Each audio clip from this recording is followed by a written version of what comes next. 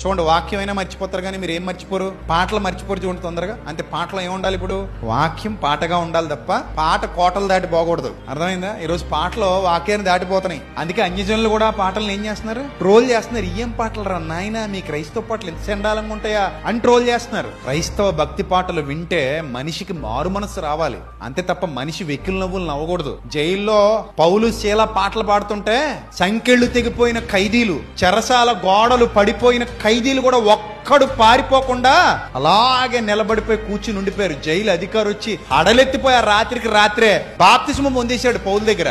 అలా ఉండాలి దేవుడి పాట అంటే. అన్యులు కూడా విని భయపడాలి, ఆలోచించాలి, భలే ఉందిరా పాట అని అనుకోవాలి తప్ప నవ్వుతూ పగలబడి వెకిలి నవ్వులు నవ్వుతూ ట్రోల్ చేయకూడదు. ఈరోజు దేవుడి పాటలు ట్రోల్ చేయబడుతున్నాయి అంటే ఎంత దరిద్రంగా తయారయ్యారు చూడండి మన క్రైస్తవులు. అలాంటి పాటలు రాసి ఆ పాటల్లో ఆ వెకిలితనం అంతా ఆ పాటలోనే రాస్తున్నారు, వీళ్ళే రాస్తున్నారు. అందుకే వాక్యం సమాజంలో ఏమవుతుంది? అపార్థం అవుతుంది. అలాగ అవ్వకూడదు.